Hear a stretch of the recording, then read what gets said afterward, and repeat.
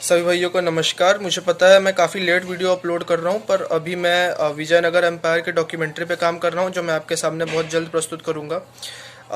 ये आज मैं आपके लिए स्वास्तिका की टी शर्ट्स लाया हूँ। और जैसा कि आपको पता है कि फॉरेन कंट्रीज़ में स्वास्तिका के खिलाफ कितना दुष्प्रचार हो रहा है, तो आप भी इस दुष्प्रचार से लड़ने के लिए स्वास्तिका की टी शर्ट्स को ज़रूर खरीदें, जिसका लिंक आपको डिस्क्रिप्शन बॉक्स और कमेंट सेक्शन में मिल जाएगा।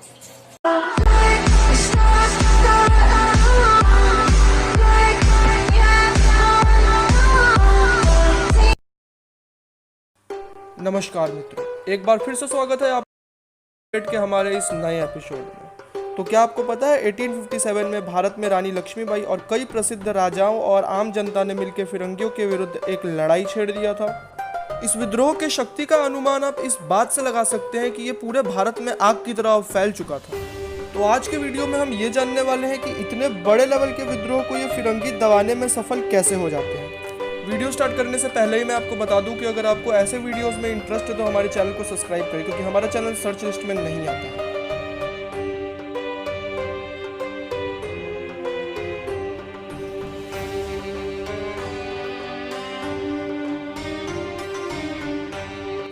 तो जो इंडियन आर्मी थे, जिसको हम वीडियो में सीपॉय बोलेंगे, वो एक्शन में आते थे एक सिग्नल के द्वारा। और सिग्नल दो तरीके के होते थे। पहला, या तो गन फायरिंग जो कि इवनिंग में होता था, या फिर स्पाउंडिंग बगल यानी कि विकुल बजा के। इकट्ठा होने के तुरंत बाद सबसे पहले सीपॉयज आम ब्रिटिशर्स के सबसे पहले हथियारों को जब्त करते थे, सीज करते थे उसे। उसके बाद गवर्नमेंट बिल्डिंग्स पे अटैक करते थे जहाँ पे रिकॉर्ड्स होते थे, जैसे कि telegraph office, record room, bungalow.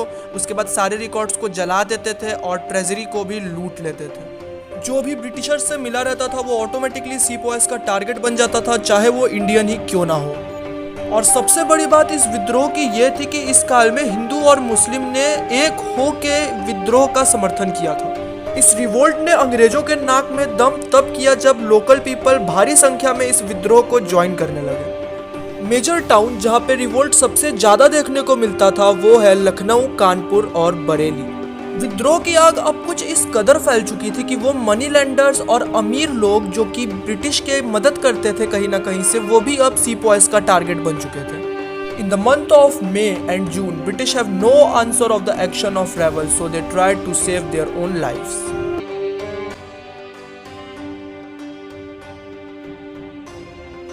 अगर इनकी विद्रोह को कोई चीज सबसे ज्यादा मजबूत कर रही थी तो वो थी इनकी लाइन ऑफ कम्युनिकेशन। अगर आपको याद हो तो मैंने आपको वीडियो के बहुत ज़्यादा शुरुआत में ही बता दिया था कि ये जो विद्रोह ये कर रहे हैं ये पूरे के पूरे भारत में फैला हुआ था। तो बिना किसी कम्युनिकेशन के ये ऐसा कर नहीं सकते थे, ये पॉसिबल नहीं था। तो ब्रिटिश ने भी कुछ ऐसा ही सोचा और वो चले गए कि ये कम्युनिकेशन आखिर करते कैसे हैं, उस चीज़ को ढूंढने के लिए।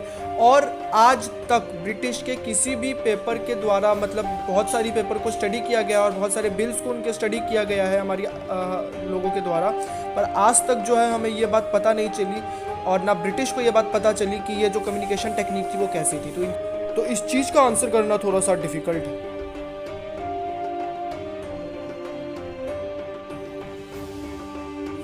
सीपॉयज को पता था कि बिना लीडर के उनका विद्रोह ज़्यादा दिन तक नहीं टिक पाएगा। यही सोच के वो सबसे पहले बहादुर शाह के पास गए। Bahadur Shah 20th and last emperor थे अपने मुगल वंश के। पहले तो उन्होंने सीपॉयज का ऑफर जो था उसे पहली बार सुना, उसके बाद उस पर थोड़ी देर मंथन करने के बाद काफ़ी समय लिया और उसके बाद उन्होंने उसको ऑफर को रिजेक्ट कर दिया।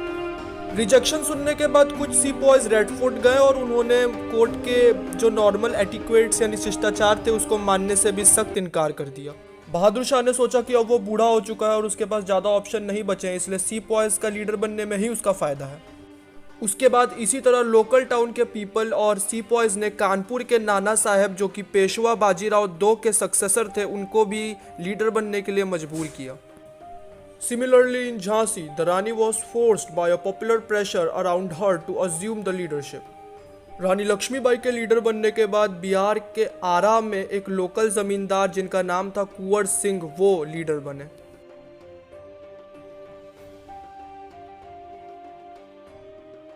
जैसा कि मैंने आपको पहले ही बताया कि कम्युनिकेशन सिस्टम ने बहुत बड़ा रोल प्ले किया था जो रिवोल्ट है उसको पावरफुल बनाने में।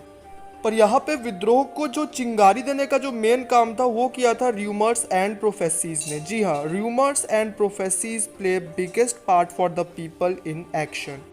आइए जानते हैं क्या र्यूमर्स फैले थे। आपको ये तो पता ही होगा कि हमारे धर्म में गाय को माँ माना जाता है, तो इसको काटने की बात तो छोड़िए, इसको मारने की बात तो छोड़िए, यहाँ पे गाय की पूजा होती है। और आपको यह भी पता होगा कि इस्लाम धर्म में सूअर को खाना कितना बड़ा जो है हराम माना गया है।